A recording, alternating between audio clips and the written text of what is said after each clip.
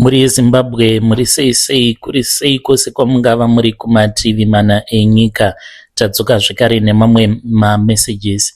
Regedzei tibva tapinda mumamessages edu atadzoka takakubatirai. Message edu yekutanga yakamira sekudai so.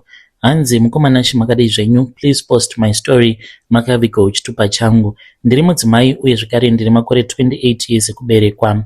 Handina vana ende handimbofi ndakaita vana muupenyu hwangu. Isarudzo yandakatora asi iko zvinozvi ndava kutanga kuregreta manje. Apa I'm still 28 years. Ndakanzi ndichararama kusvika ndava ne42 or 45 years ndopa ndichazofa. Ndichafa zuva rimwe chete nenyoka yangu, nekuti hanzi nyoka yangu ichakura kusvika pakuti inenge yava kusakwana murumu yainogara, uye zvekare inenge yava kusada ropa remhuka, mombe kana kuti vanhu vandinenge ndichichekeresa. Inenge yava kunzwa havi yekuda kumboravira ropa rangu, nekuda kwekuti mwoyo yedu yakabatanidzwa. Ikangondiruma, ikangondikweva ropa rangu, zvinobva zvatovharana, iyo inofa neniwo ndinobva ndafa. Nyoka yangu ndiye murume wangu.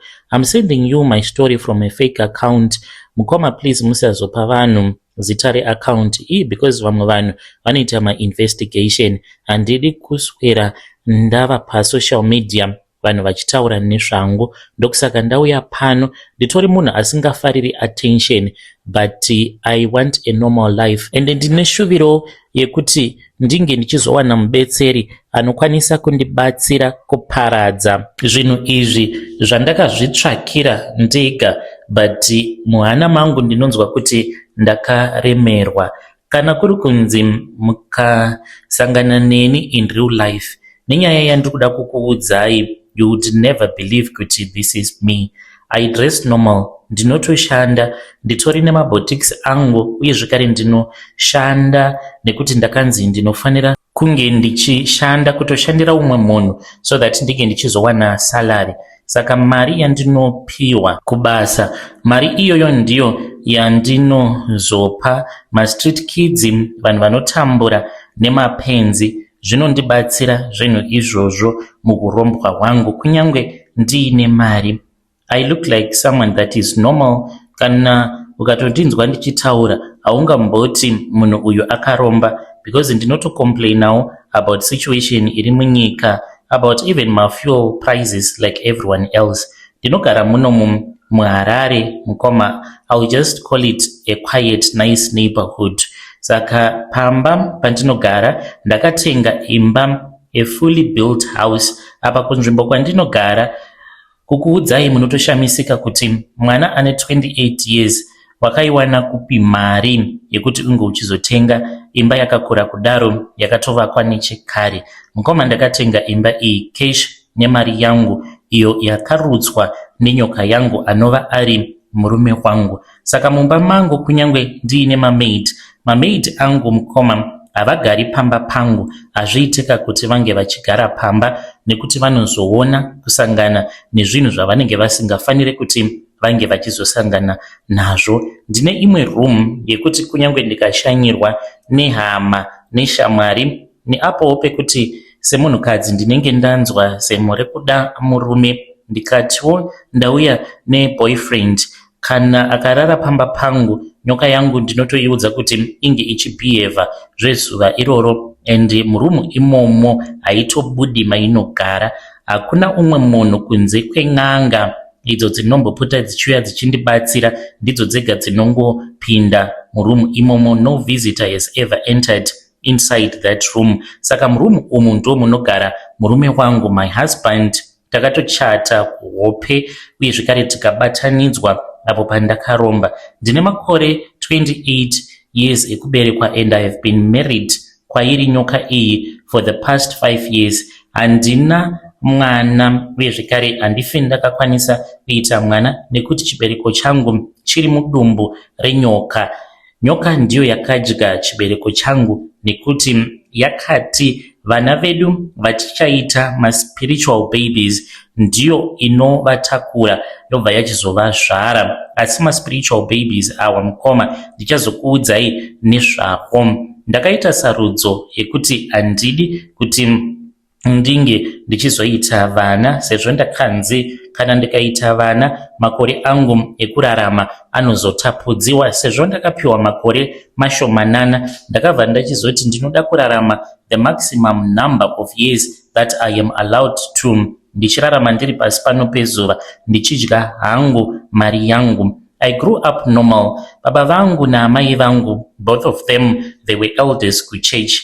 Vainge vari vanhu vainamata, vairumbidza Mwari. Gore richitanga taitoenda pama 10 days tichitotsanya. Baba vangu, he was a very good man. Mumba medu mainge muine peace. Handina zuva randinorangarira rekuti ndingati ndakaona vabereki vangu vachitukana kana kuti amai vachiita baba vangu rough. She was very respectful. Saka amai vangu ivo vachiri vapenyu, but baba ndivo vakafa. Vabereki vangu vainge vasiri varombo mukoma.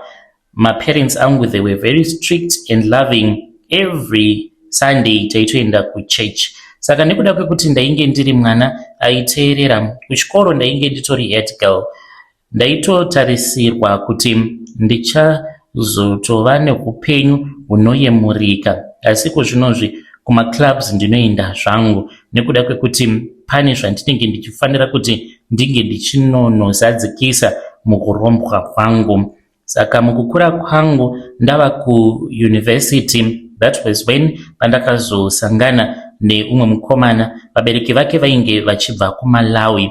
Saka I was very curious because ndaiti kana ndikaenda kusleep over kumba kwavo ndainzwa zvinhu zvaifamba muceiling, kutonzwa kutoti pane munhu ari kutofamba throughout the night. Nerimwe zuva takati tapedza kurara tose, ainge akaneta musi iwoyo because akati ainge aswera achishanda zvainge zvakaomarara.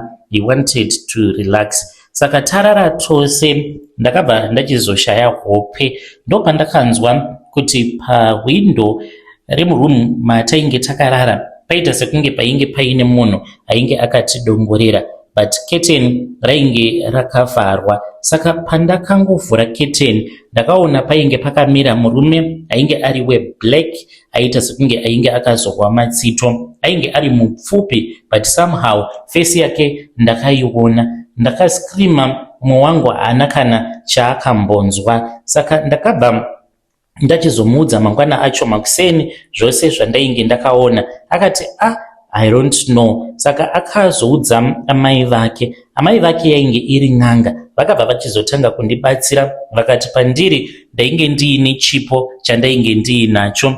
Vakabva vachizondiudza kuti vainge vachida kuti ndinge ndichizoenda navo kuBorodal. Kwainge kuine bira rainge richazoitwa. Paiva paine umwe mukadzi uyo ainge achicelebrata zvaainge akaitirwa nemanjuzu because ainge akabva mukutengerwa imba neimwe boyfriend yake. Saka takaenda kufunction ikoko, kwainge kuine n'anga uye zvekare nevanhu vanoita zvemanjuzu. Ndopandakatanga kupinda mazviri izvi zvemanjuzu. So that was the first step.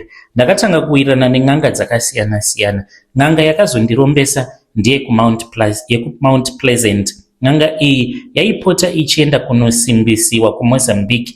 Ainge akaita zvekutengera manjuzu mukadzi iyeye. Saka ndakazoenda naye kuMozambique mushure mekunge ndachiva upenyu hwaainge achirarama. Even though yainge iri n'anga, but mukoma mari aita mari through vanhurume, ndo vaimupa a nice lifestyle. Ndava kuita zvemanjuzu kudaro, I tried by all means to hide it from my mom. Mama vangu vakatanga kuita marevelations, vaitondiona ndichiita zvemanjuzu. Takanetsana kuchechi, ndainge ndava kusada kuenda kuchechi.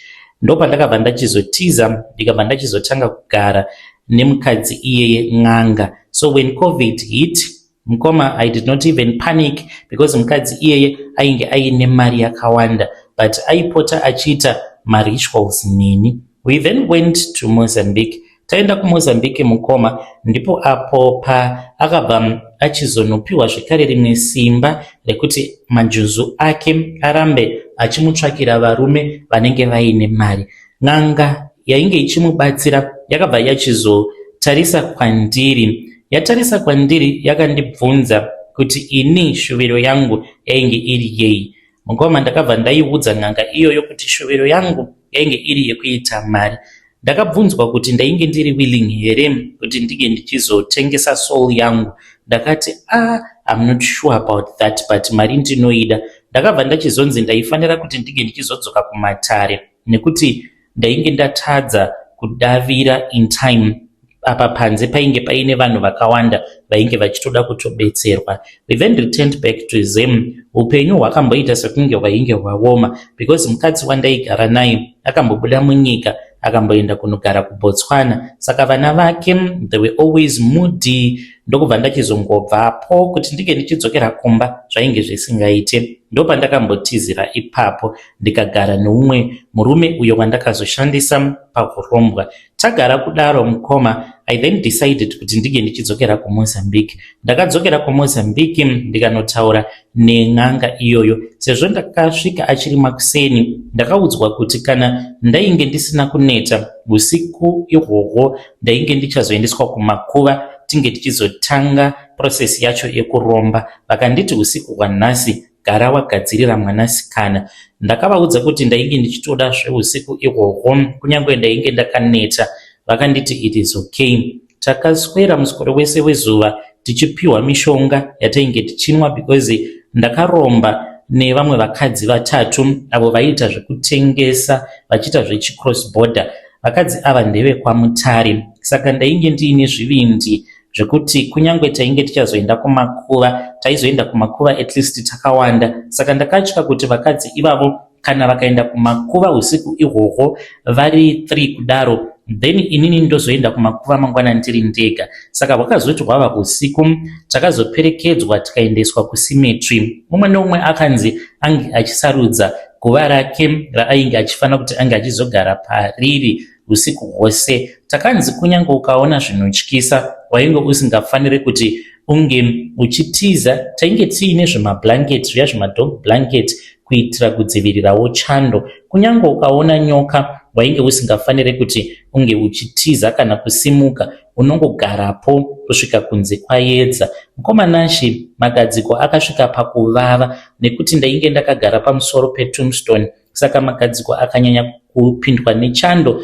anotanga kuswinya achiita kuvava. Apa kusimuka zvainge zvisingaite, waifanira kungoramba wakagara. Ndakazoona nyoka muzvidya zvangu, ndakangotanga kungochema ndikati Mwari wangu ndatofa ini. Yainge iri shato, yakanditarisa kwenguva yakareba ndokubva yanyangarika. Saka makuva atakasarudza they were right next to each other because takati kuti umwe neumwe ange achisarudza guva rinenge riri kure neumwe tinokwanisa kuzovhunduka, munhu ukasimuka ukazodzokorora zvekare mhiko the following day. Saka takangogara padhuze napadhuze kusvika mangwana acho. Makuseni tainge takabatwa nechimwe chando chisingaiti. Vakaita zvekuya vakatitora vakatisimudza vakatiisa mune chimwe chitraki ndokubva vachizodzokera nesu kuvillage.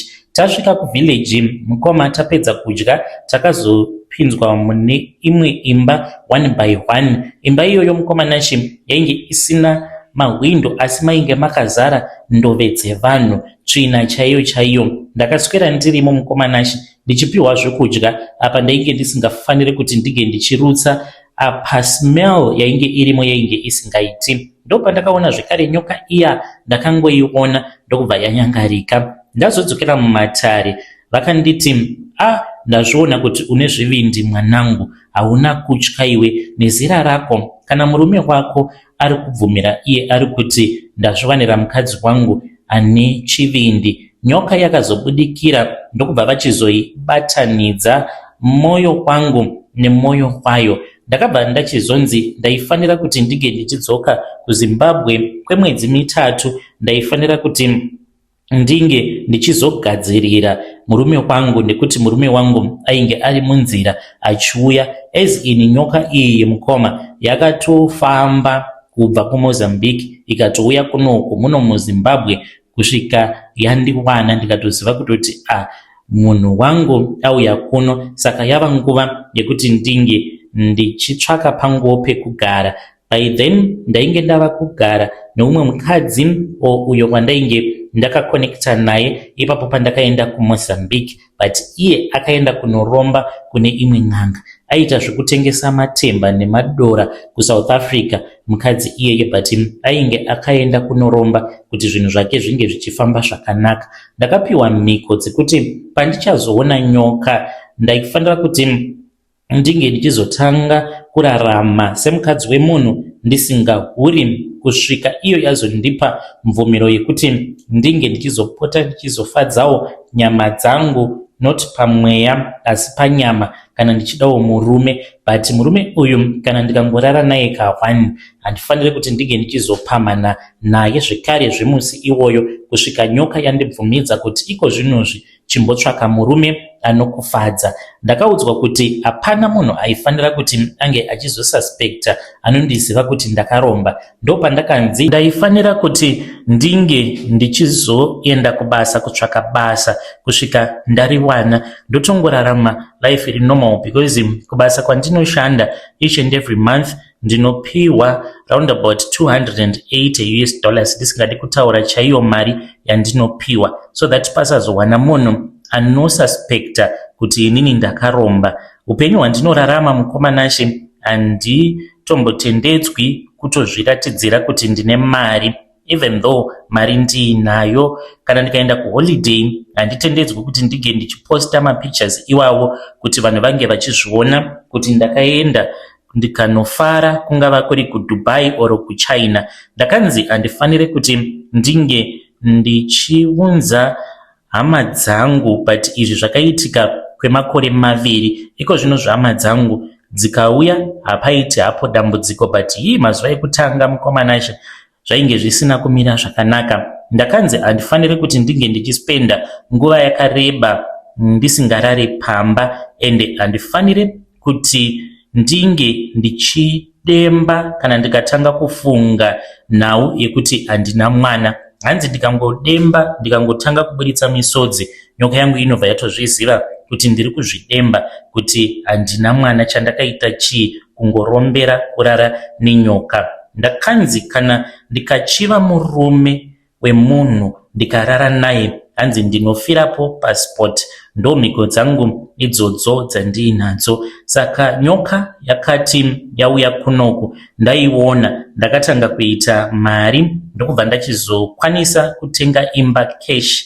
Ndatenga imba yangu mukomanashe, pamba pangu ndinotogara ndiri ndega, even though ndiine vashandi, ndina garden boy uye zvekare ndine mamaid angu 2, but vanoshanda vachidzokera kudzimba dzavo. Kana iri senyoka yangu mukoma, iyo ine simba rekuti dzimwe nguva inotoshanduka kutoita murume chaiye chaiye waunotoona kutoti uyu murume, but inenge iri nyoka. Kana ndikamupuruzira ndikaipuruzira nyoka yangu, ndinotonzwa kutoti skini yacho inenge ichitotsvedza kuita kunge yenyoka. Kana ndiine zvandinenge ndichida, nyoka yangu inongondipa, uye zvekare inorarama neropa.